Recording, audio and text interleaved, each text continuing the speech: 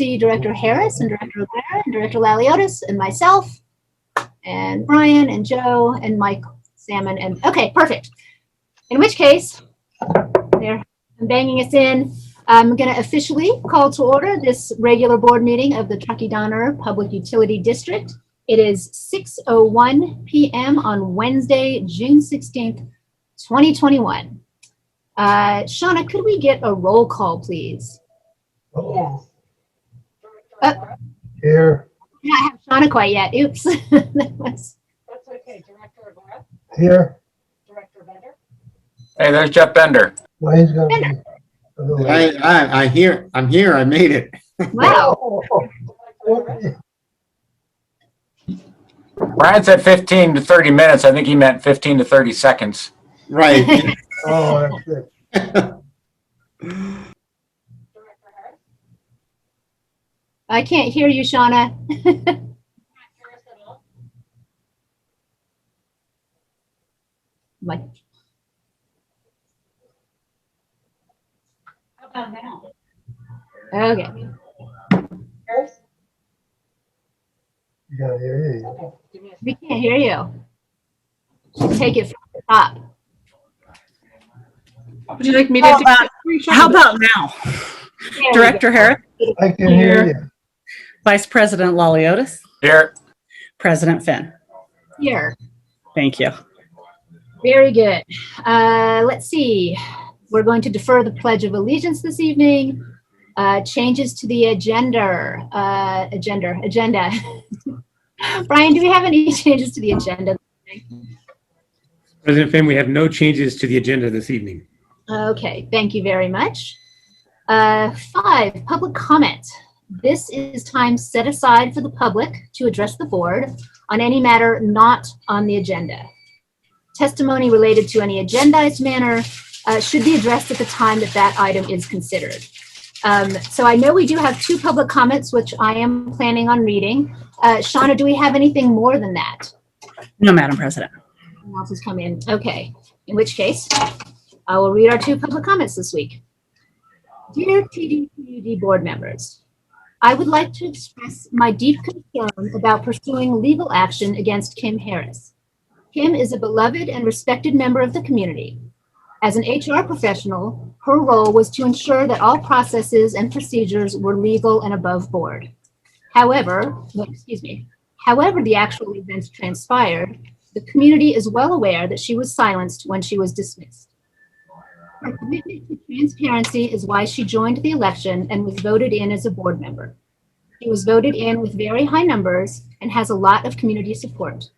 If you pursue legal action against her, your activity will only look more suspect in the eyes of the community.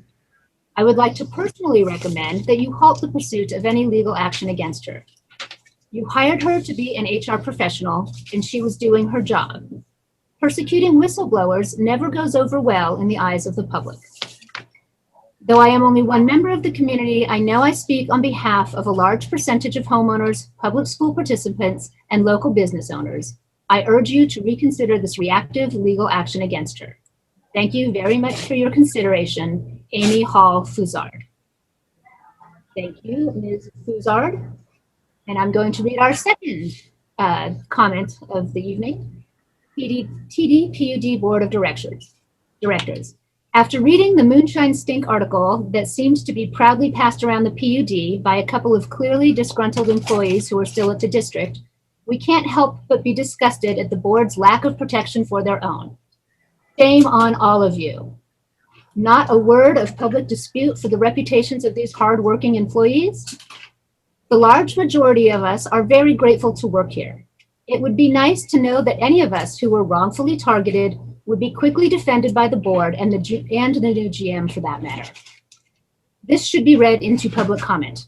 However, it seems too little, too late. The grateful employees of the TDPUD. Which luckily rolls us into the director's comment portion of the evening, which I am going to use first this evening. So reading these 2 comments back to back, I think does a pretty good job of helping everybody see the sort of the spot that the board is in right now. if not to fully understand it. Both contain elements of the truth, but neither paints a full picture. For example, Director Harris is a valued member of this community, as is Director Aguera, Director Laliotis, Brian Wright, as is every single employee, manager, vendor, and board member at the district. Our employees, past, present, and future, certainly deserve our protection. When an honest, skilled, and valued employee is publicly defamed, as Shauna Kohlmeyer was, she deserves our full-throated defense, as well as effective and meaningful action. As does, again, every single employee, manager, vendor, and board member here at the PUD. They all have a right to live their lives and to do their jobs safely, with their confidentiality respected and their privacy intact. So here we are in a moment that is filled with accusations and half-truths and untruths and gossip. So how do we move through this? I don't believe that we can do it via the pages of Moonshine Inc. or through a whisper campaign that turns neighbors and friends and coworkers on each other. This is a small town, and the tendrils that connect us together are powerful and complex. So what is it that we all need to move forward? Because we're stuck right now. We are stuck and we need to get unstuck. I believe that we need more information, not as ammunition, but as a way to arrive at the truth and come to true understanding. Because I don't have understanding yet. I'm not there, and I don't believe anybody in this Zoom or in this town does quite yet. And I need help. I need help to get there. And that is what the board is doing. We have taken a step. It is not the first step. It will not be the last step. But where we are right now is not where we will be. Because we can't stay here. We have to move through this. This community is facing real challenges that will require us to support each other, even as we sustain hurt and heartbreak and loss. The reality of climate change is crashing down on us right now in drought and heat and fire. And our solutions are human, and therefore they're imperfect, yet act we must. We have to move. We have to take action. In the words of Winston Churchill, if you're going through hell, keep going. This district is going to keep going. We will continue to help forward solutions for greenhouse gas reductions, for climate change mitigation and adaptation, for grid resiliency, for broadband reliability and access, because that is what we do. That is what we are here for. Remember that. We deliver high quality electric and water and utility services to this community. We do it proudly, we do it transparently, and we do it very well. And I will use every tool at my disposal to ensure that we will continue to do so. Thank you. Would any other board members like to make a statement this evening? And you just have to raise your hand, and if you don't, Director Harris, please. On a lighter note, it is actually grads and dads season, and I wanted to wish all the fathers out there who are listening in, as well as members of the board and the staff. I want to wish you a happy Father's Day, and I hope you enjoy your special day with your family. And then also congratulations to all the recent graduates. It's always inspiring to listen to the speeches and excitement of starting a new chapter after completing the goal of school. So congratulations to them. I'm sure we can all get behind that message. Director Laliotis. Yeah, thanks, Krista. I just wanted to take a shout out to, as I was perusing Facebook, I came across the videos that have been done recently by the TDPUD, and I want to specifically acknowledge the water department's video. I've been in this industry for a long time, and I would find it difficult to stand in front of the camera and talk about our facilities as well. So those guys did an awesome job, and they should be proud of representing the utility district and the job they do. And I do thank them for taking the time out of their day and probably being a little uncomfortable of being in front of the camera, but your efforts and work are much appreciated by not only us, but the community. So as well as all the other videos that are being put out there for our wildfire mitigation plan and all the work we're doing. I think we just need to continue to push our message. We have a lot of good information out there. There's a lot of valuable information in our wildfire mitigation plan that talks about a lot of the current issues that are going on in our community. So I urge the public to review that document and ask any questions, because that is our guiding document for how we do vegetation management as a utility district for purposes of meeting our wildfire mitigation plan. So it's an important public document, and I do encourage the public to research it and understand it and ask questions about it. So very important. So I do thank staff for continuing to send our message and also continuing to send the message about the potential public safety power outages that are potentially coming down the pipe this summer, if needed by our transmission vendor, NV Energy. So hopefully we don't get there, but I appreciate staff's involvement and keeping up with trying to understand how we can best, as a utility district, be prepared so that we can prepare our customers. So thank you very much. Thank you, Tony. Thank you too, Chris. Director Aguirre, please. Did I cut you off, Director Aguirre? No. I just want to thank Tony and you for your comments. Thank Thank you very much. Thank you.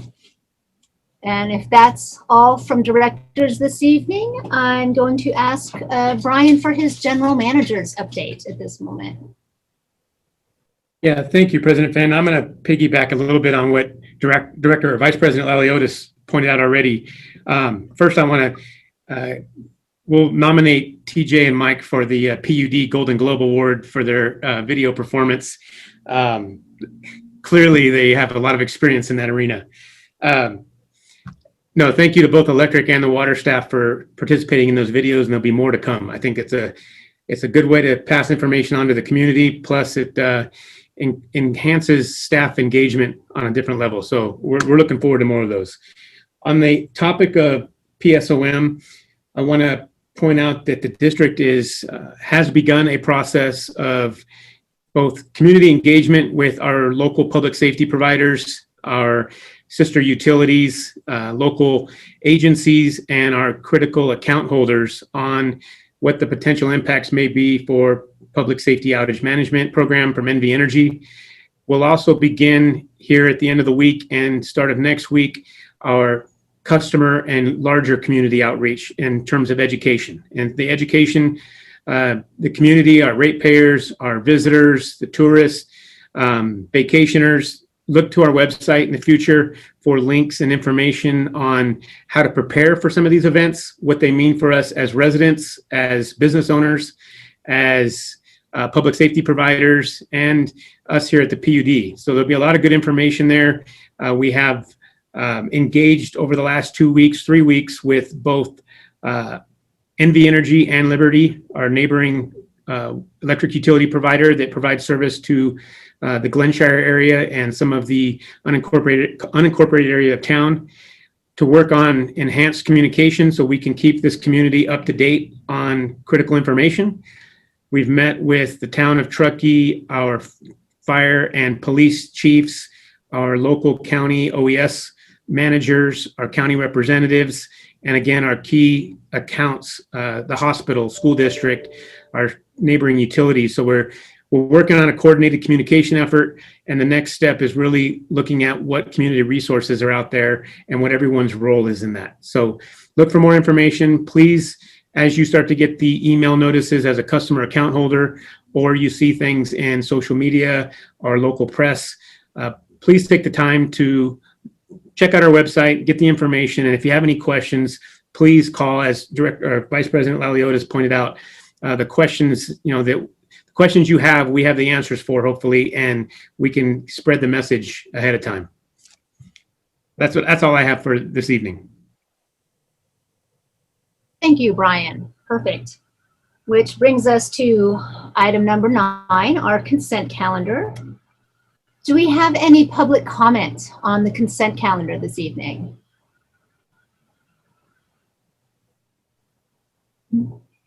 You're muted. No, not this evening. Thank you. Do any directors have anything that they would like to pull or comment on the consent calendar? Yeah, I'm not going to pull anything. I just want to, since we only have one item, I just want to make a comment that I'm really excited about this opportunity. It checks a lot of boxes for us, and one of the nice little nuggets that's in there is the fact that the town has converted to renewable diesel, which will provide the district and all the participants with a valuable greenhouse gas reduction and reduce our carbon footprint. So I really want to thank staff for continuing to pursue this, number one. Thank the town for creating this opportunity, as well as recognizing the value of renewable diesel and making this opportunity for all the local agencies as well. I want to also quick shout out to the town that they have also reached out to neighboring agencies in the region to pass the message on about renewable diesel and the benefits, such that perhaps not only can the Truckee area, but also the Lake Tahoe Basin can benefit from that. One of the sort of outcomes of this, by participating, increasing by these agencies participating and increasing the capacity for the town, it's also opened up their ability to bring in that fuel in greater quantities and at a little better pricing. So, just a win-win-win-win-win-win across the board. I want to thank our staff and the town staff and all the other participating agencies in bringing this item together to benefit this community. So thank you. Thank you, Director Laliotis. I echo everything you just said. I think this is an excellent example of a true collaboration between the PUD and our sister districts. And I did just see a note from Director Harris that she's getting an echo. Is everybody else's, is the audio working well for people? I think it's the link. I've heard that the link, the public link, is echoing. Mine is fine, and I actually have no idea what to do about that. So, tech folk, One of the things that can help out is if when we're not speaking, we put ourselves on mute, and it would help some of the cross traffic there. May not solve all the problems, but perfect. So if everybody could cooperate by doing that, perfect. Thumbs up or good. Okay, so that means, well, guess what? Do we have a motion to approve the consent calendar? So moved. I'll second. Thank you. Joe got that one. Okay, thank you, Tony.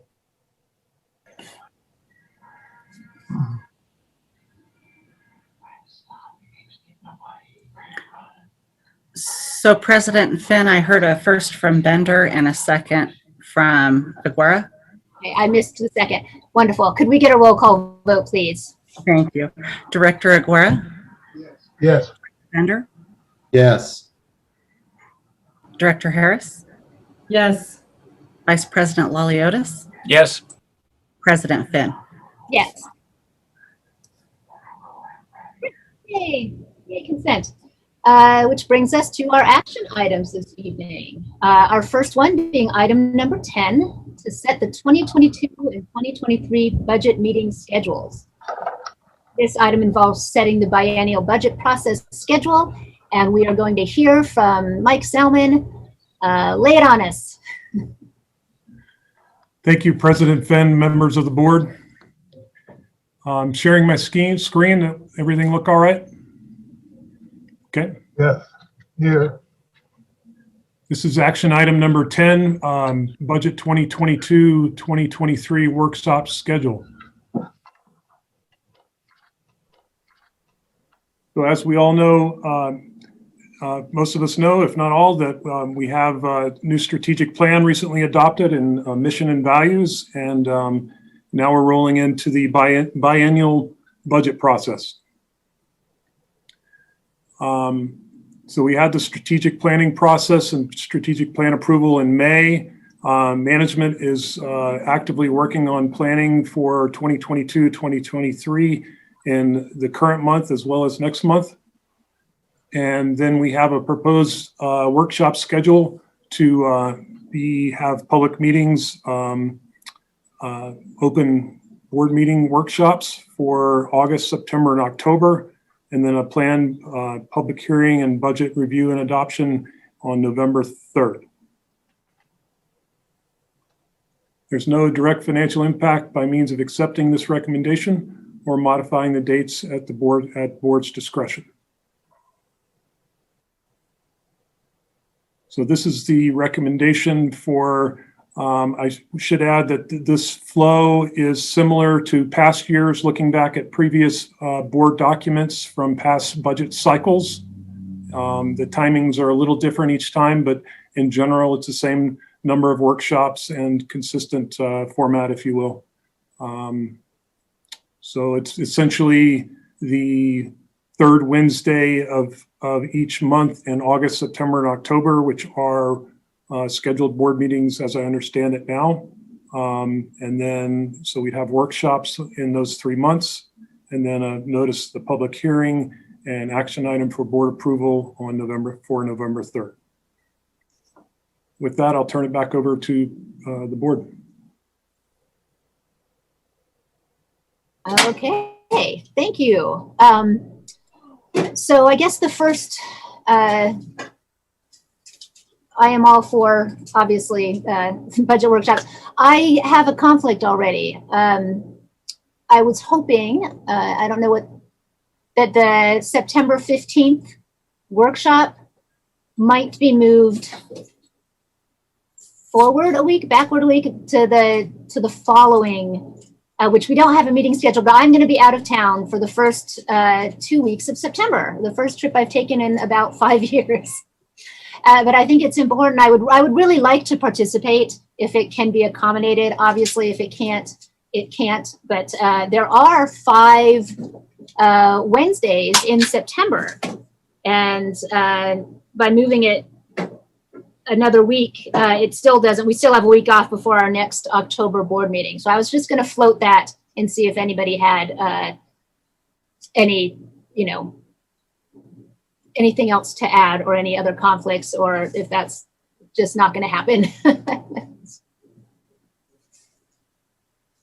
President Finn, I have a conflict on the 22nd, but not the 29th, but it's a budget workshop. And so the board could probably proceed without me if it works with everyone else's schedule.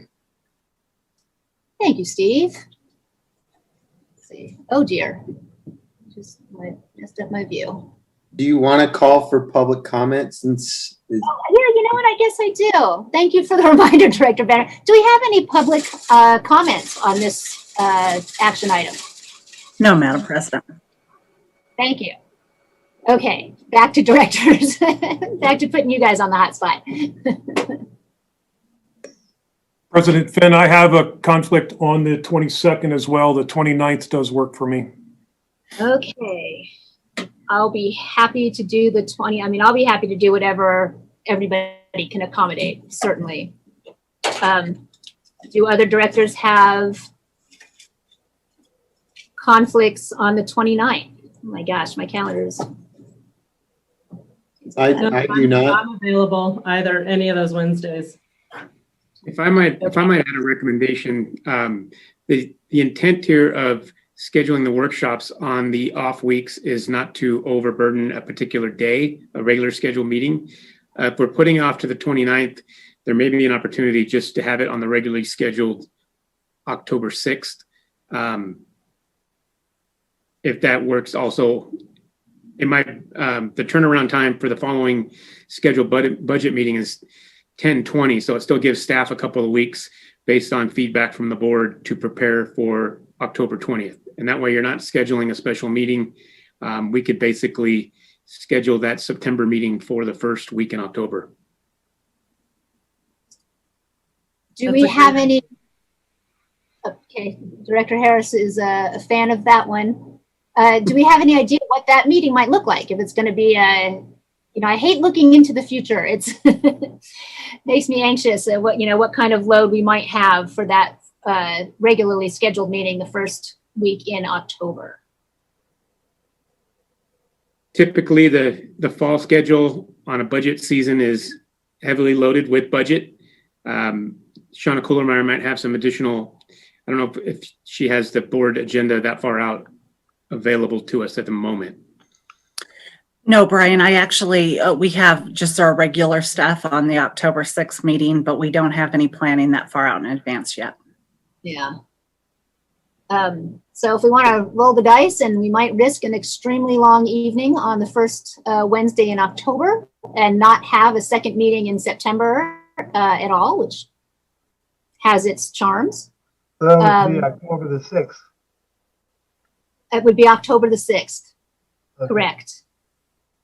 And staff will note that October 6th will be a workshop, so we'll schedule the other regular items accordingly. Okay. Yeah, I'm fine with that. I can work with that. I think that gives Brian and his staff enough time to regulate what's going to land on that agenda. So. Okay. It seems like we are coming to consensus on October 6th to have the workshop and a regular board meeting in that same evening.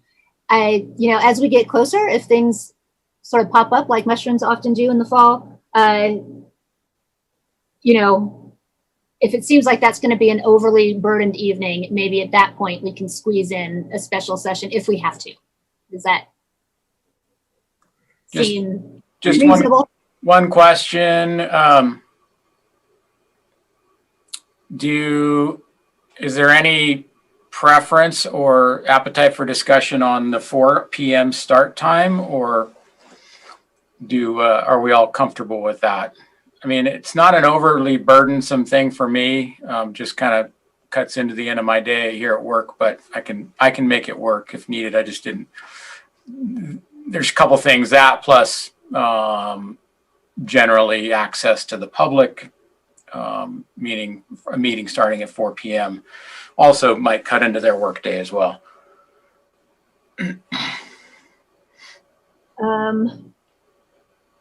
And so I'm open to staff's discussion about if there's a specific reason for starting at 4 p.m. or not. Staff is open to the recommendation from the board. The 4 p.m. was for workshop specific board meetings. There was a desire in the past to start them at 4 because of the lengths of the workshops, but staff is open to any of the board's recommendation on that. Okay. I can go either way. I like both times. I don't mind being up late, and I don't mind going to bed early. So, I mean, maybe there's a compromise that we start at 5. And I would say I'm great with that too. But I do like the reminders, because when the meetings do change times, all of us have been known to not quite track with the changes. So maybe at 5, and then a reminder. It does start at 5 and not at 6. Yeah, with the highly dynamic schedules, I think it would be best practice for staff to provide a reminder, regardless of the start time. We'll just every board meeting will send out with the agenda a reminder the days before of when the board meeting is. That sounds like an improvement. That sounds like a great idea. Thank you, Brian. Does anybody else have any strong feelings one way or the other about 5 o'clock? Yeah, I like moving it a little later than 4. This can be a little painful sometimes, just trying to wrap up the day. So I'm okay with 5 since it is a budget workshop and will take some time. So I'm good with that. Okay. I'm good at 5.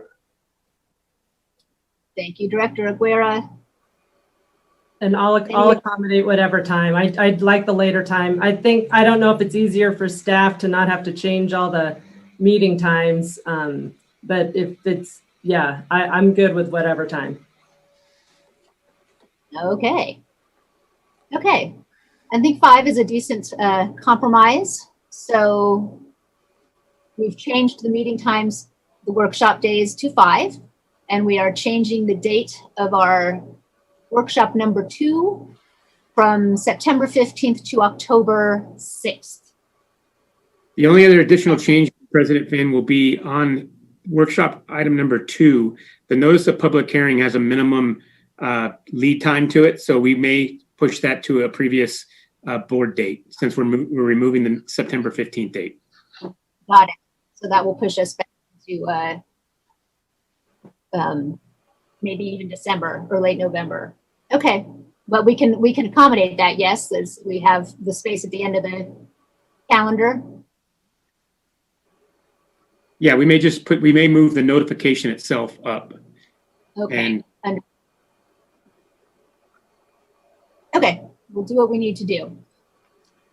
All right. So with those changes, do we have a motion? I move at the recommended changes to the schedule. Second.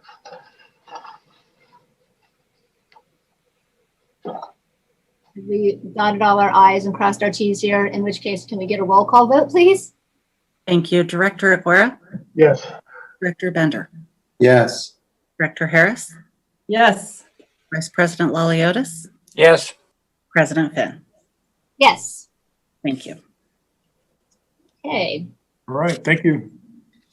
Thank you very much, Mike. We appreciate it. Next on our agenda this evening, we have consideration and direction to establish a plan for future board meetings. The board of directors, let's see, we're going to conduct a workshop and provide direction to staff on returning to in-person board meetings beginning July 21st. Wow, 2021. I believe Shauna may be presenting this for us. Thank you. And we can change that July 21st date. From the time that the agenda was published, we got better information from the state of California on June 15th. So we'll go ahead and start. Shauna, I don't have permission to share my screen. Uh-oh. Well, can I go ahead and start without a PowerPoint? Sure. Of course, we're all very well of the COVID-19 pandemic. And through that, Governor Newsom ordered a state of emergency, which kind of provided revisions or modifications in his executive order to the Brown Act and the way that we do meetings. The notification and teleconferencing and locations was one of the elements to that. Public addressing the legislative body from posted locations, as well as addressing the legislative body in just observance. The geographical requirements was lifted as well, so not everybody had to be within the district boundaries. We completed what we call Zoom meetings now, using the Zoom platform that provided the public the ability to not only observe, but extend it to participation. So they could do that through the questions and answers. And currently we have it to where people can speak during the Zoom meeting as well. The staff report was written with the anticipation that the June 15th announcement would potentially provide us 30 days, but that has extended out to going back in-person meetings by September 30th, at the board's desire. Cal OSHA guidelines are fluid right now, so we're not quite for certain where those are going to end up. I understand that they may be meeting tomorrow as well. That's really not within my wheelhouse, but more information will be forthcoming on that.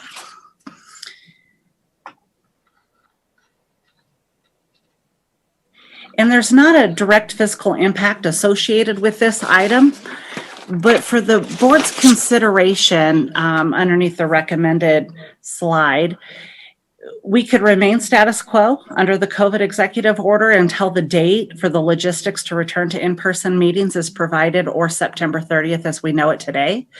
Have the board of directors, council, and staff report to the boardroom and continue to use the Zoom platform for public participation. We can do social distancing on the floor of the boardroom. On the dais, we can't get 6 feet in between. Of course, that depends on vaccinations or masks. I'm just throwing some logistic things out for the board to consider. Open the boardroom to the board, council, staff, and the public. Could be voluntary depending on personal circumstances, or everyone at the board's pleasure. Limit the capacity to a percentage in the boardroom, so maybe only allow 2 or 3 public members in at a time. We do have the speaker system in the lobby so people could hear. We have conference rooms where we can put it up on a Zoom platform. So there are other ways we can, negotiate those logistics. And then the implementation date, July, August, or September. And I'm going to turn it over to the board for your guys' discussion and some direction.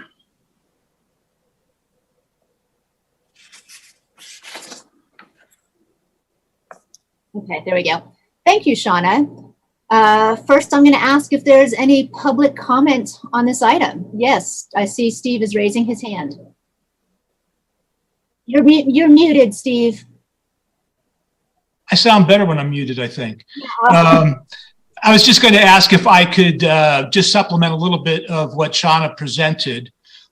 She is correct that the governor's office has announced that come September 30, the executive order provisions with respect to modifications to the Brown Act will expire. That doesn't mean that we have to return to in-person meeting. The Brown Act does provide for teleconference meetings, so we would just have to comply with the teleconference requirements, have at least 1 board member present, majority within the boundaries of the district, notice remote locations, provide post agendas at remote locations, allow for public participation at remote locations. So just want to throw that out as an additional option. So again, come September 30, we don't have to meet in person. We can meet through a teleconference means. Okay. Okay. Thank you. Thank you, Steve. So now, once again, I'm just going to quickly ask if we have any public comments on this item. No, Madam President. Thank you. And I do know I recall having a public comment, inquiring when we were going to do this. So we'll find that out this meeting. So now I'm going to open it up to my fellow directors. What do you guys think? I'm going to have to call you out one by one. Okay. Director Bender. Yeah, I guess my concerns are, vaccinations. What are the rules on, is everyone vaccinated? And is that legal to ask? And, I guess I'm not in any rush, just talk through it and, make sure we're taking the necessary precautions. Those are my initial thoughts. Thank you, Director Bender. Director Harris. I actually would personally like to see us in live meetings. The 5 of us did get together, excuse me, for the GM interviews, and I think that worked well. And I know that the public is kind of itching to get out and be able to be seen and participate in the public process. So I would like to see us return to the meetings, and if need be, I like the suggestion of, you know, if you need to limit it to so many people in front of the board, you know, at a time, and then the rest have like a waiting area or something, then that, I think that's doable. But I'd like to see people in person. I actually haven't attended one real board meeting other than the GM recruiting. So I'd like to see people. Thank you, Director Harris. Director Aguera. I'm with Jeff. I think we're going to start on the 21st of July for our first meeting there in the boardroom. And then I think we ought to just schedule them as we have been doing them on Wednesdays, every other Wednesday, Monday, the first and third Wednesdays of the month. And just comply with the regulations still, if we have to, if we want to, and make sure everybody has their shots. I think that everybody's accepting that as I go through town, and I still wear my mask, but that's me. So after the 21st, I think that's going to tell a story. And I think that's where we got to start right there. Thank you, Director Aguera. Director Laliotis. Yeah, I mean, I'm in favor of moving forward at a reasonable pace here. I do think, just my opinion is, although I think there's a pretty good idea of where OSHA is going to land, I think it's important to know where OSHA is going to land with their regulations, because I think it might help staff develop, you know, sort of the finer details of the plan as far as, you know, how we interact with each other, because since we technically are employees of the district, as well as make sure that we have a clear and safe plan for the public to attend live board meetings. So we're not that far away from getting that information from Cal OSHA, I believe. It should be this week, and the governor indicated that he was going to quickly try and push through OSHA's recommendations as quickly as possible. So I believe staff was recommending the July 21st meeting. Is that the next meeting, or is there a meeting in between? There's one on July 7th as well. Okay.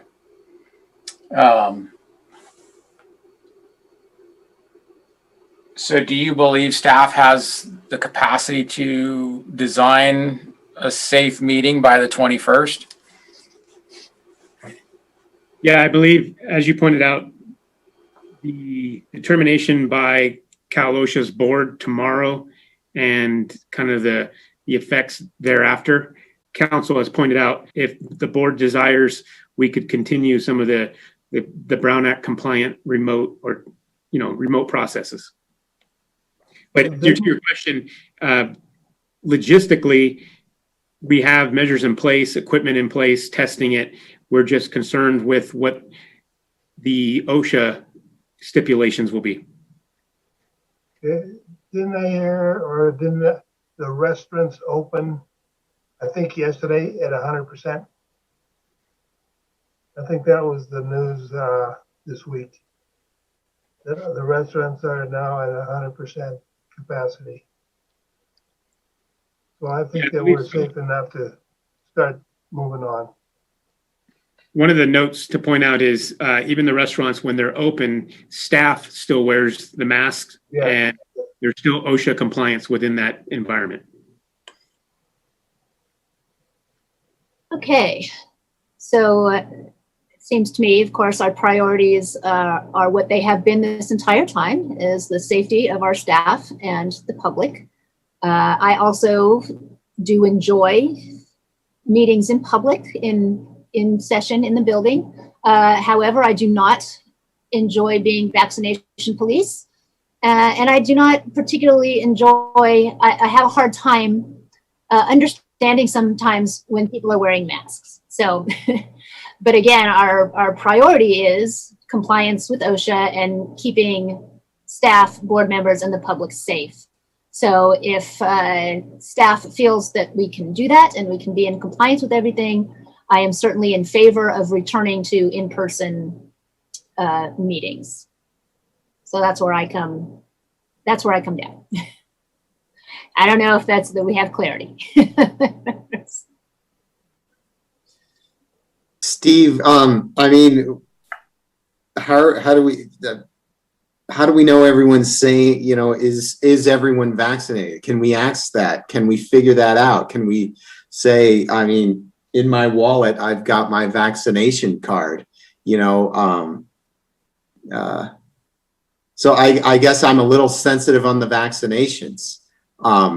It's coronavirus is real still. So, and I agree with waiting for OSHA and the governor to actually come out with stuff. So, you know, one, I don't want to jump the gun, and two, people need to be vaccinated. That's just how I feel. We need to be at that herd immunity, and I want to know we're all vaccinated. When you said everyone, you meant everyone on the board. Yeah, anyone who's in the board room, if we're all going to be there, we all better be vaccinated. Yeah. So, So Jeff, to get to your question, as some of the discussion has pointed to, there, we have a couple of different classifications of folks. We have employees, we have public. Right now, the current DOL guidelines provide that employers can inquire of their employees about their vaccination status without violating HIPAA. Employers can require vaccinations, proof of vaccinations. I don't know if there's a standard or a common practice out there yet. My sense is that probably more employers than not are not asking for that sort of requirement at this time. As far as the public is concerned, I don't know that we can ask or demand the public to disclose their vaccination status. I believe the standard has been one of trust and self-reporting, self-disclosure. The requirement has been, if you don't, well, that was quickly revoked, but if you are not vaccinated and you're in public, you're supposed to wear a mask. And Right. we're not asking folks if they have a vaccination, they're just required to self-comply. And so I would be very leery about imposing a requirement at the PUD that any member of the public wishing to attend a meeting that is otherwise required to be opened by the Brown Act to disclose a vaccination status as a condition of attending. I think that we could set up, staff has proposed, we could set some attendance limitations in the boardroom if necessary. We don't seem to be overwhelmed with public in attendance frequently, but we could be prepared if we are, or we could wait a little longer until we return to the open meetings. So I would not feel comfortable asking the public to disclose. I think that would likely cause more problems than it would solve. I hope that's responsive. yes, yeah, that is. So, I mean, potentially the public could be Zoom on our first board in-person meeting, because we still have until September 30th or something. I'll bring my card in on July 22nd. Just so I have it and I can show it. Can we require the public to wear masks? We could put a sign in the lobby that says unvaccinated persons must wear masks. In the We could and keep them on their trustworthiness. Mhm. Yes, I believe we could require the public to wear masks, everyone to wear masks Yeah. during the meeting. Well, Certainly, because it sounds private businesses have that right to continue to require individuals to wear masks when they're in that place of business. Areas of public transportation, masks are generally still required, and I think even for our public meetings, we could require masks as a condition of attendance. I think that's a minimal restriction on one's liberty that we could impose. However, we should be prepared for the potential challenges if some members wanted to attend and not wear masks. We see these sorts of issues flaring up just about everywhere these days. indeed we have. So to avoid that, we could just keep the public then on Zoom. We're gonna Until have to- September 30, we could. And then at that time, we would have to, part of the Brown Act compliance, we would have to provide for the public to participate at a location, i.e. the boardroom. So if I may offer something to the board, maybe staff puts together a plan to, if I've heard everybody's concerns, puts a plan together to come back to in-person meetings by August, and then keep the public on Zoom until the September meeting. And maybe we could report back to the board on how that plan is coming along in the next month or so, if that works for the board and Brian.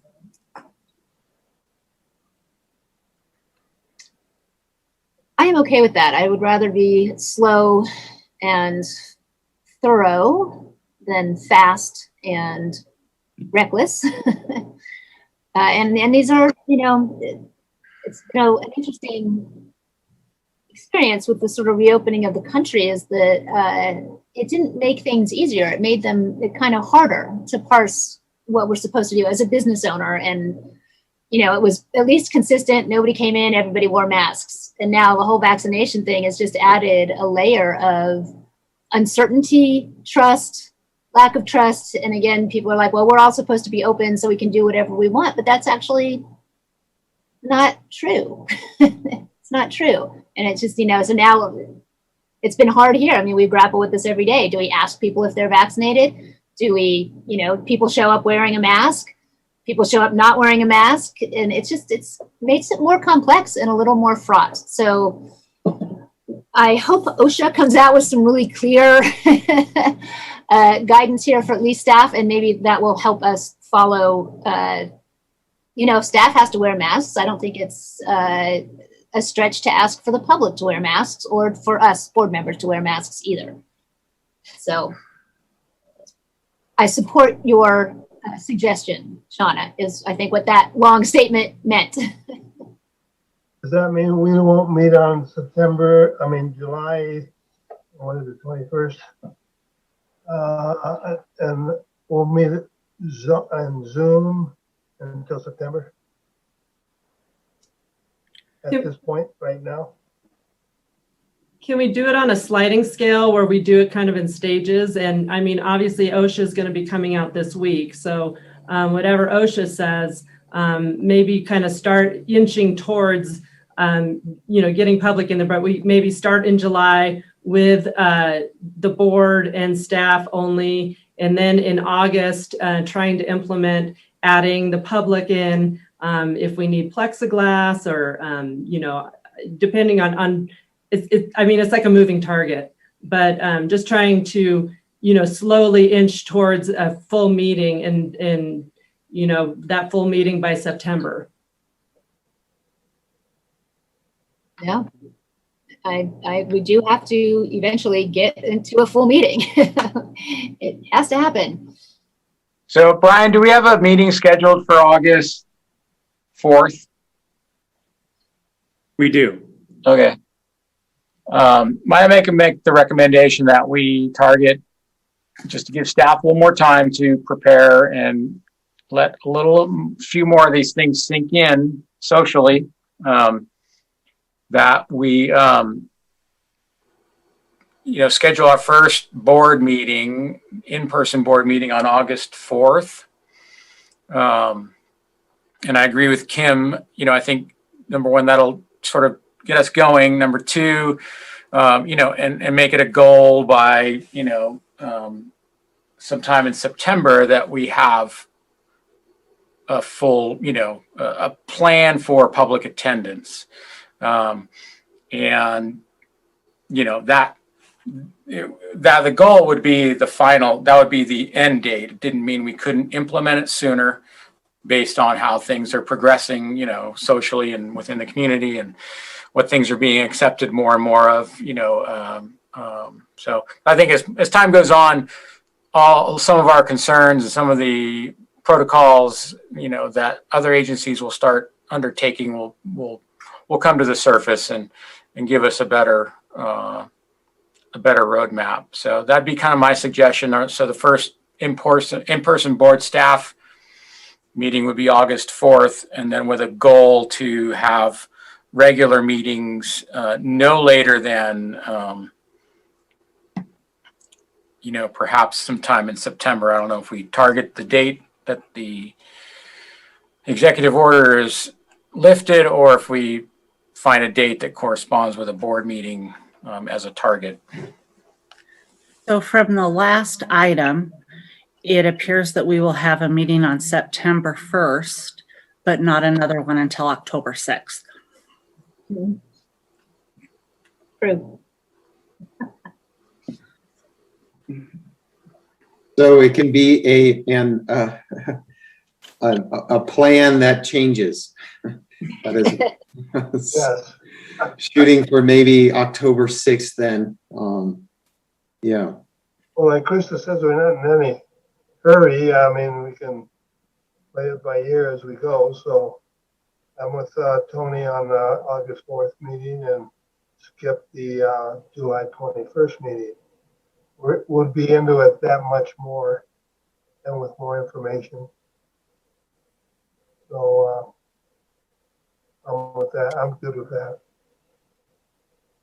Okay. I think we're slowly coming around to a consensus here that we will do a phased reopening, hopefully with the board and staff back in person in our first August meeting. We are hoping that we will have more guidance from OSHA as well as guidance from the greater community here, what other districts are doing, and also what the virus is doing. Obviously, if it continues to tamp down, that's or not, we can change as necessary.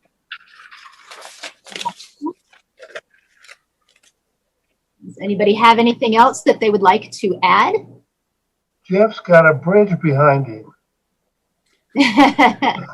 That's Rainbow Bridge. Yeah, okay. Jeff's a bridge builder. Okay, so I think we have given some direction to staff. Do you feel like you have enough clarity to move forward? Donna and Brian.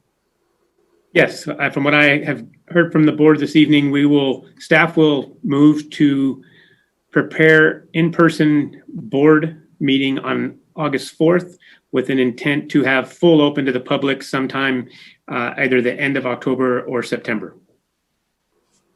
Okay. I think that sounds good. I don't believe we need to make a motion or anything along those lines, do we? Nope. Good. Consensus is enough. Thank you. No motion necessary. I think if I heard you correctly, Brian, did you say September or end of October, or you meant beginning of October?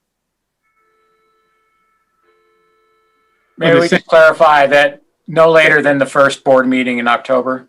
Yeah. Thank you. But I think I would like, periodic updates from, during board meetings as we go along to kind of gauge where we're at. Yeah, I'll include in the GM updates moving forward any changes in the status on this item. Okay. Very good. Yeah, moving forward. Okay, thank you very much, everybody, for your contributions. On to action item number 12, consideration to establish standing committees. So this is going to be another little workshop item and possibly establishing some committees this evening. So I'm going to hand it back again. I think this might be a Shauna presentation.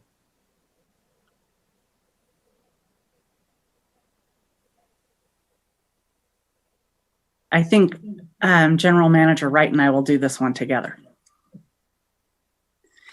So tonight in front of you is establishing standing committees for your action, for your consideration and action. Brian? Yeah, as a brief background, you all are familiar with, and the community is familiar with the work we've embarked on over the last 9 months and the adoption of this district's strategic plan back in May. There was obviously significant outreach and participation at various levels, great input and participation at all steps in the process. At the end, we, as a board, as district, arrived at 4 board initiatives: community broadband, 100% clean renewable energy, underground electric or undergrounding of electric, and local clean renewable generation.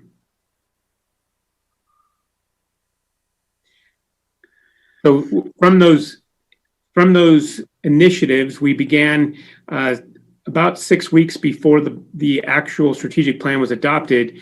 We initiated some general manager task force committees to really start to explore the initiatives at a high level and kind of really define what they were for the final board adoption.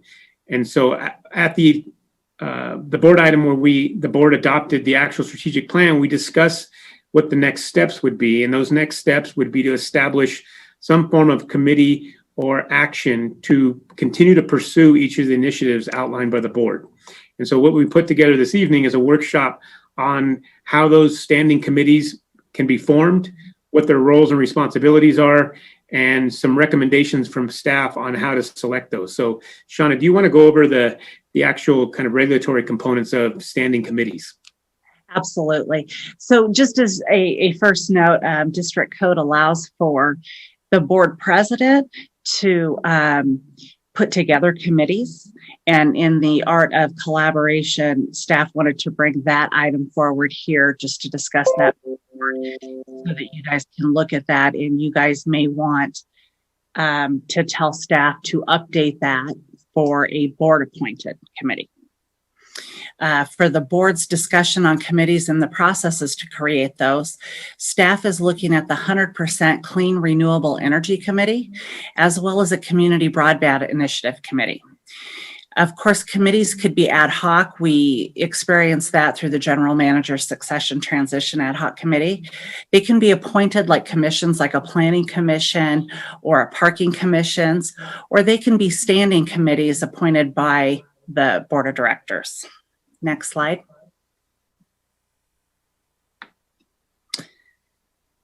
So if you recall, the General Manager Task Force, and we're focusing on the 100% Clean Renewable Energy Initiative and Broadband Initiative, simply because during our original or preliminary General Manager Task Force meetings, the sense of urgency or priority in terms of timing really revealed that these 2 initiatives had the most immediate need for establishment of committees and continuing that work.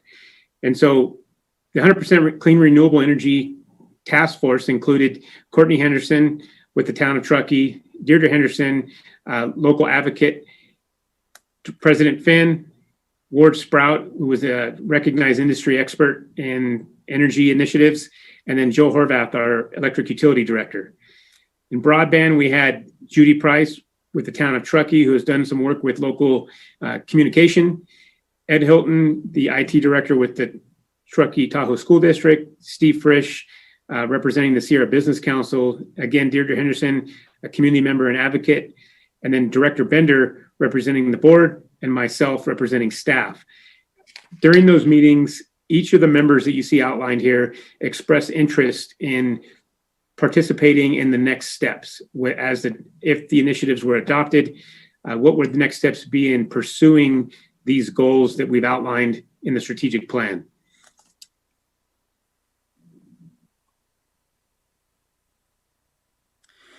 So there's no fiscal impact associated with this item. However, future fiscal impacts associated with standing committees would be staff time, participating, preparing, research and development, scheduling, setup, recording of those meetings, postings, and reporting out to the board. So we just wanted to make sure that we provided you the whole scope of what those standing committees would look like from a resource level from the district. Establishing those standing committees for the board's consideration. As I said, there's many ways the board can go about it. They can appoint, we can do an application process, but we can look at those. So for the board's consideration for the broadband initiative, staff is recommending that it be a standing committee, up to 9 people, looking for that depth of knowledge and resources out within the community, that we would report to the board as advisory every month. So rather that would be the staff member on that committee or the committee itself, using an application process and really trying to grab that depth of knowledge to ensure that we're not looking singular at the item. Staff is suggesting we use 1 board of director that would be a non-voting member, 2 staff members, 1 to facilitate, 1 for record keeping, maybe 2 technical experts, 2 agency partners, 2 lay members or members of the community, and 3 advocacy or community members. So I'll turn that over to the board to discuss the Broadband Initiative Committee, and then we can move into the 100% Clean Renewable Committee. Okay, thank you, Shauna. Gosh, do I need to take public comment on this item? Is there any public comments on this? Give me 1 second. No, Madam President. Thank you. Which means, once again, I'm going to open this up to board members for their comments or questions. And I'm going to start with Vice President Laliotis because he's right under me here.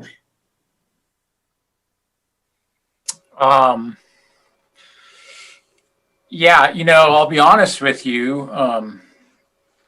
I'm not overly familiar with this type of standing committee.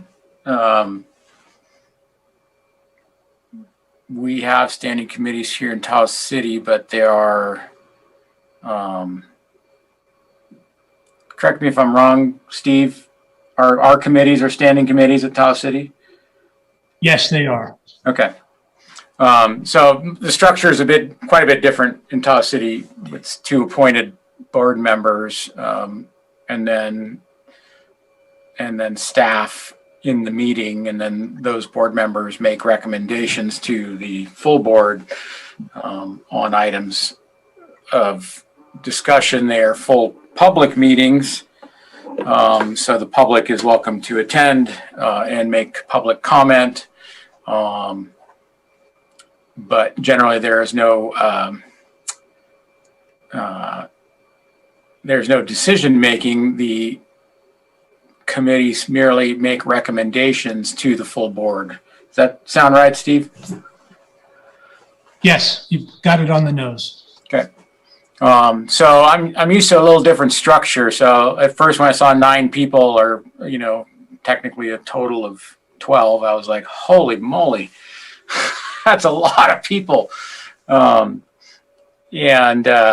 But I'm just not used to that structure. So, but this is a very specific purpose of a standing committee. I mean, the purpose of the committee has a very narrow topic.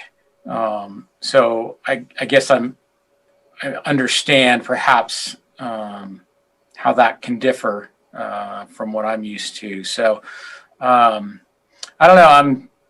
I like the idea. I mean, I think we do need a committee. I'm curious to hear more about the structure. So the structure, not probably and similar to what you have in Tahoe City. They would not be voting. I put non-voting on there just to show that the board of director and the staff members would be there to support the committee in any way they needed. They don't have to be 9 people. The board can choose to do 5 people and make it a little bit smaller and more manageable.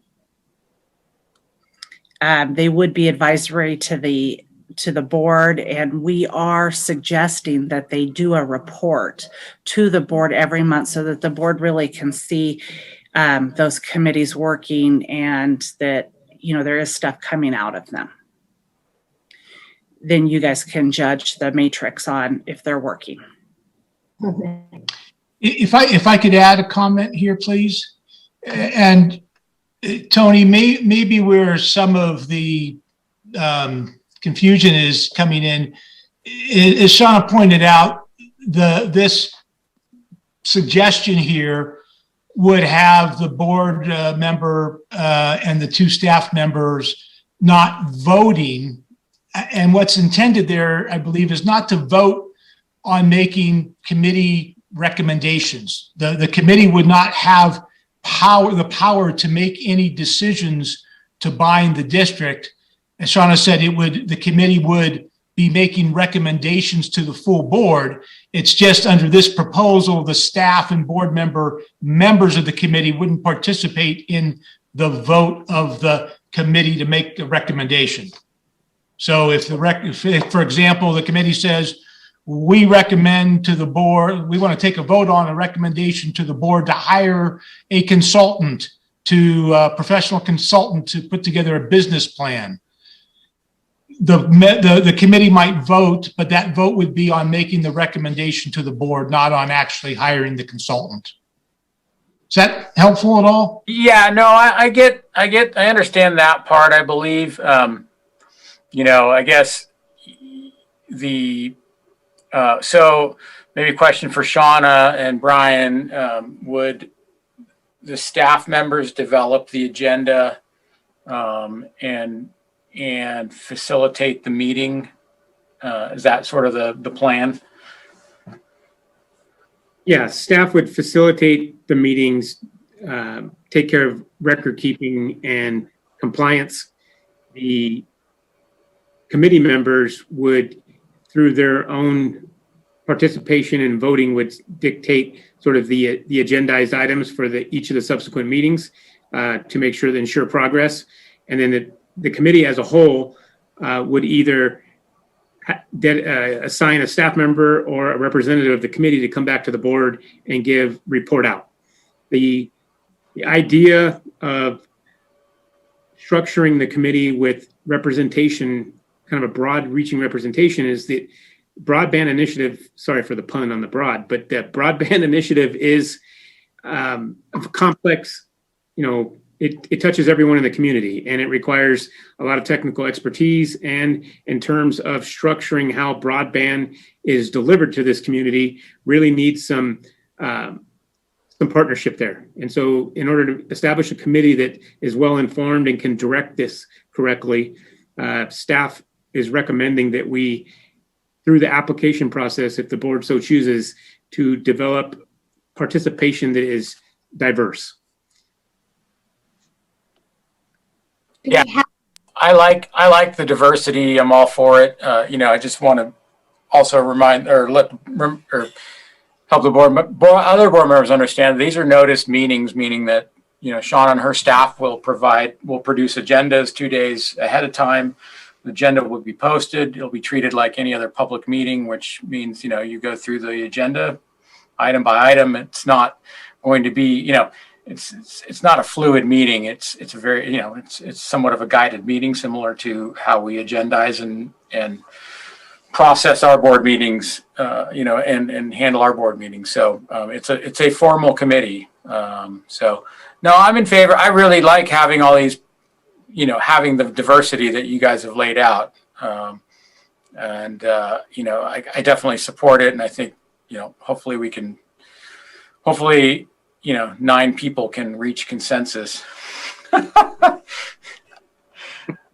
Well, and also, I think one of the reasons that I think a standing committee and a formal one in this way is important is because it does allow, it is agendized, it is posted, and it does allow other members of the public to attend. Because I think it's going to be very important for us moving forward to be as absolutely inclusive as possible in these committees and constructive and really bringing in parties that that can help us move this forward. And part of that is going to be addressing, for whatever reasons, the people who don't want it to move forward. But we have to, the community as a whole is going to have to do this.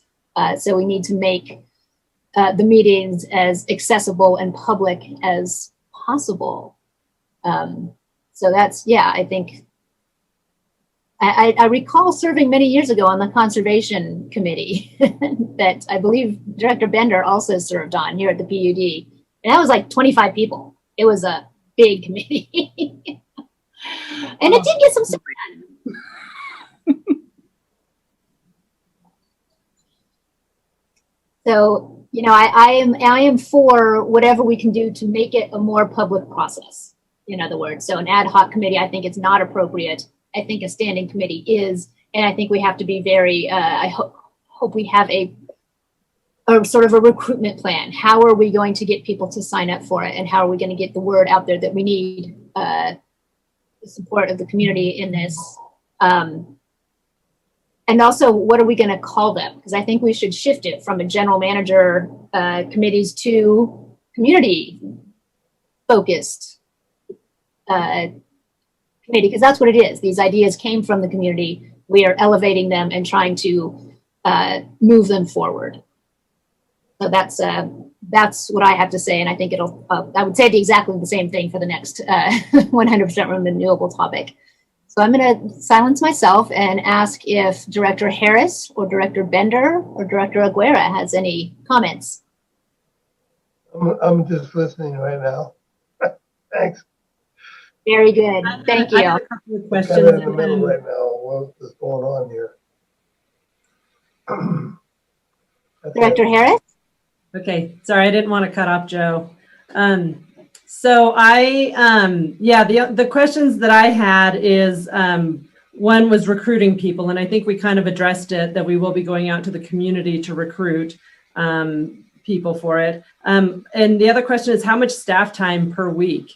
Are we talking like 8 hours a day or 2 hours a day or 10 hours a week? Just out of curiosity, what the staff time is. And then the other question I had was, would they be recommending a budget for this? And is this something that we would be taking into consideration when doing the budget talks? Yeah, I can help with a couple of those, and then I'll pass it to Shauna on the staffing component. One of the responsibilities and identified within the GM task force, and I want to make a note: the GM task force have been retired. These are officially board established standing committees. In terms of the responsibilities or the early goals for each of these committees will be to make recommendations to budget. The budget decisions will be the board's decisions in the report back. We discussed early on in this process that these committees do have a financial or fiscal implication moving forward, depending on how much time each of these committees determine is needed to accomplish the goals they have. And Shauna can speak to, there's I believe a general accepted ratio of kind of meeting time to staff time. Shauna, do you have any input on that? Yeah, thank you, Brian.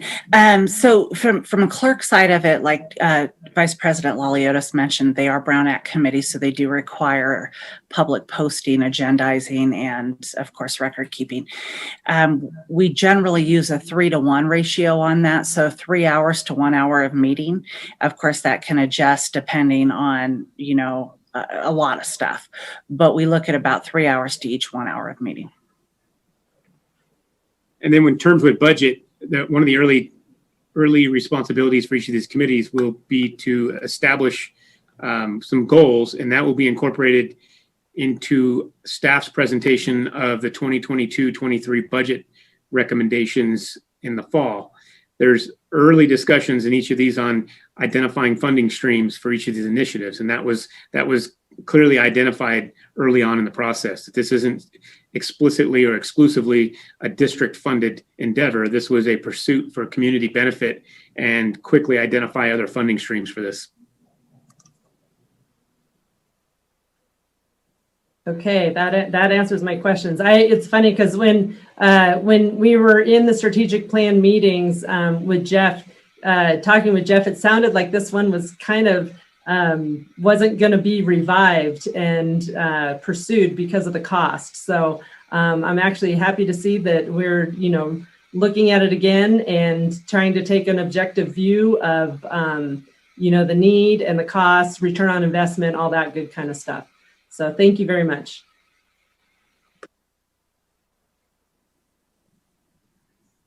Thank you. Sorry, President. I mean, from what I think if it's the board's pleasure to give staff direction to proceed or some other structure here for the broadband, we're segmenting it out separately because the initiatives are a little bit different, and the goals that need to be accomplished and the participation. So if the board desires, we would love to hear some direction on how to proceed. Some options may be for staff to develop a application process, a draft process with a draft charter, and have the board approve that and continue with the process. I was just yep. Sorry, Brian. I was going to check in with Director Bender if he had anything that he wanted to add, because he's the one I haven't heard from, I don't believe, on this discussion. I'm just going to piggyback on Tony, just, 9 people coming to consensus, so having, if we do decide to initiate these things, having time limits for the meetings, okay, a specific agenda, I can just, from these things could go on for hours and then, not accomplish any. So, having real specific goals and time limits to keep it productive and folks focused. It's just overall, it's another heavy lift I see to keep them going. Chris, Shauna said that it doesn't have to be 9 members on the committee. It could be any number. How would that be determined and when? Naturally before the committee's formed. And also, how many meetings would they meet a month? Is it 2 a week or 1 a week? Not even. That's not set yet. So Director Aguirre, you're correct. We can, and I think Vice President Laliotis touched on this, they can be 5 people in them, and that's at the board's direction and discretion, or 7, or whatever number you guys would like that to end up to be. And whatever pie of that, we can cut down on a technical expert, maybe a lay person, and maybe on the community member side, the advocacy or community members at the board's pleasure. And also, I think we can keep in mind that these are, again, open to the public to attend. So even if they are not on the standing committee, they can certainly come to the standing committee and bring us information, or when people have feedback, they're certainly able to give it.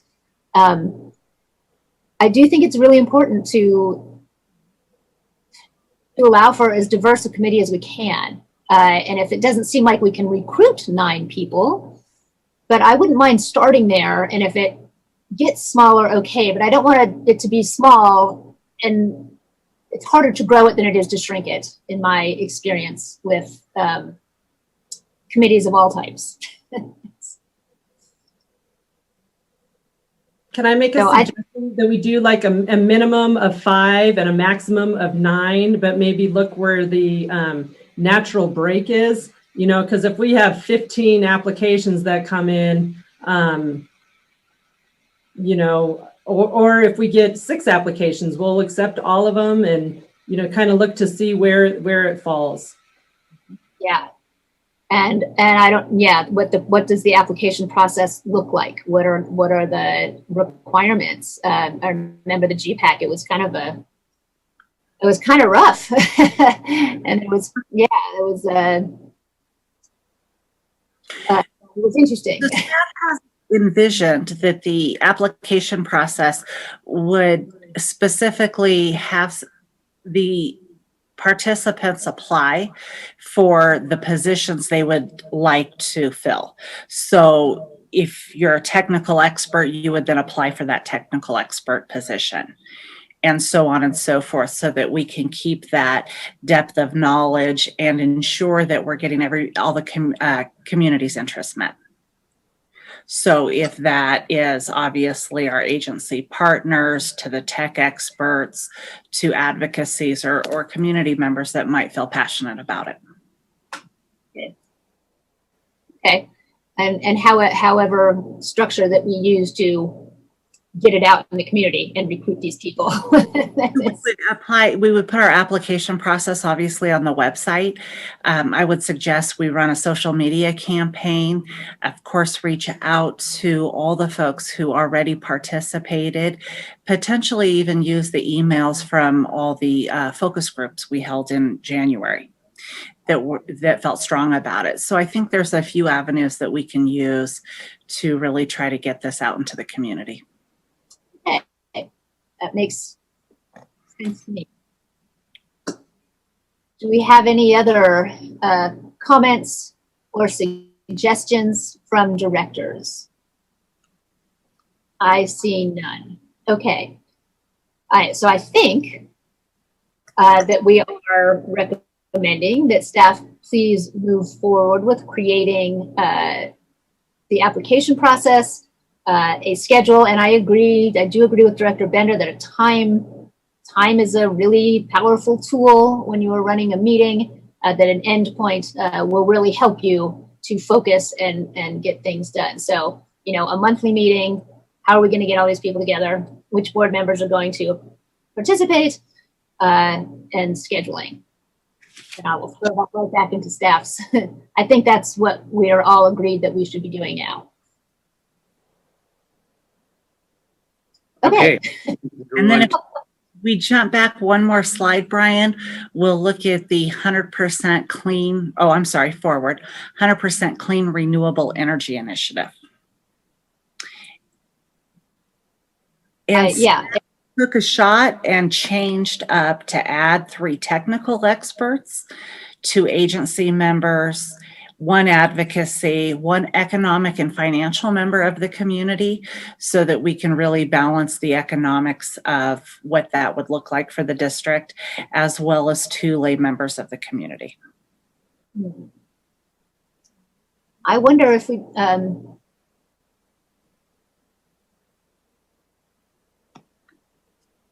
the economic and financial member will have to also be a technical expert. That's would be my feedback on that, because I think you have to have a really good understanding of energy markets to speak, in a way that's meaningful to the 100% renewable conversation.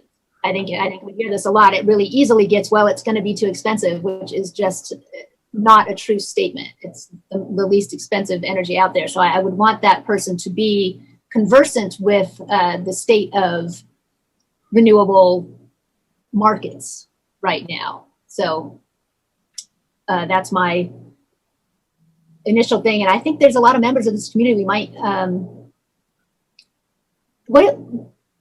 here's a question I could have asked with the last one too. What agency partners? Does that mean people like a representative from the town or a representative from the school district? Is that what that is? Somebody from town staff, or is it a council member or a board member, or what does that look like? Yeah, Madam President, we had on the 100% Clean Renewable General Manager Task Force, Courtney Henderson was a member from the town of Truckee. And so we think that those partnerships, those agency partnerships are really important. We also had Ed Hilton on the broadband committee as well, and Judy Price from the town of Truckee. And those perspectives brought a lot to the table during those conversations. So we just felt that that would continue through this process. And I think it would be great if it does continue. Don't get me wrong. I'm just,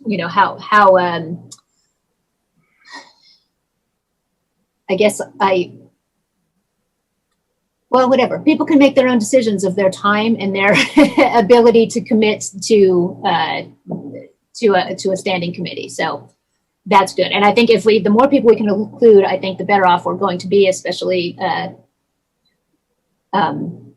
with these initiatives. So, okay, that's my concerns and questions with this, but I would really like this committee to move forward as quickly as possible, because I think it's already well underway, and we've got some real concrete things, next steps that we spoke about before the general manager committees were dissolved, as it were. So I think we have, and they're eager to get back and get it going and finished. So that's my feedback on this. I'm sorry I hogged it because this is my committee. And I'm very happy to open it up to other directors' comments, please. Same thoughts on the other one. So, yeah, I think here we are. Okay. And I think also, Director Bender, to maybe calm you a little bit, I don't think the original director who participated in any given committee needs to be the same director as these committees move forward. We didn't just conscript you to serve. I did. It's nice to hear that out loud, because when I was thinking of this and 9 members, I'm like, I need to adjust my work-life balance. So we'll have a discussion about that, I am sure, pretty later. So just to provide a summary, we're looking at a minimum of 5 people, max of 9. That was expressed by Director Harris. Is everybody okay with that? Having an application process with timelines and specific goals for the committee, both committees, that's true. Yeah. The board would request staff to put a process in place, giving a schedule, and come back to the board to designate the committees and those timelines, as well as the board members' participation within it. Would that be correct? I think so, but I'm going to make a little tweak. I think the committees themselves might be the more appropriate people to come up with the goals. Like, I don't know if that has to be staff. I think that should be the committee. Like the renewable committee this community needs to define its goals with their 100% renewable in regards to the PUD. So I don't know that has to be on staff's shoulders. I think that should be on the committee's shoulders, where we want to, for example, move broadband forward. What are the goals? And that's one of the very first things the committees would do, is to set the goals, set the timelines. Staff can set the goals and timelines of getting these committees going. And then the committees set their. And that could be the first report out to the board. There you go. Exactly. Okay. Perfect. And I understand from the board that there is a timeliness item on this, that you would like it to come back in front of the board as soon as possible. I would like this particular committee to be formed as quickly as possible. People have been pushing me for it, and so I'm going to push you for it.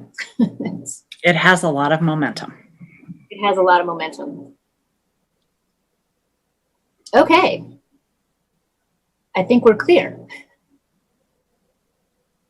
Any closing observations? Thank you, Shauna. Thank you, Brian. Okay.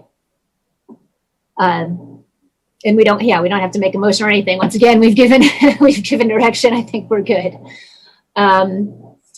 Thank you everybody for your input and your help in these discussions. And this brings us to our final item on the agenda. We do have one closed session item pursuant to Government Code Section 54956.9 D4, deciding whether to initiate litigation, one case. So I'm And going. President, Yes. oh, Yes. I'm sorry, go ahead. No, that's you. Please say what you needed to say. I was just going to say, and this to Director Harris, this matter does pertain to you, so you are not invited to this closed session. I apologize for not giving you the advance warning I previously said I would. I have to remember to think of you when the agenda comes out, so I apologize for that. Apology accepted, Steve. Thank you, Steve. And I was going to suggest we take a quick 5-minute break and then join the closed session. Does that work for everybody? So we are adjourning right now at 7:37. We will meet in closed session at 7:42. Okay? We'll see you on the other side. Thank you.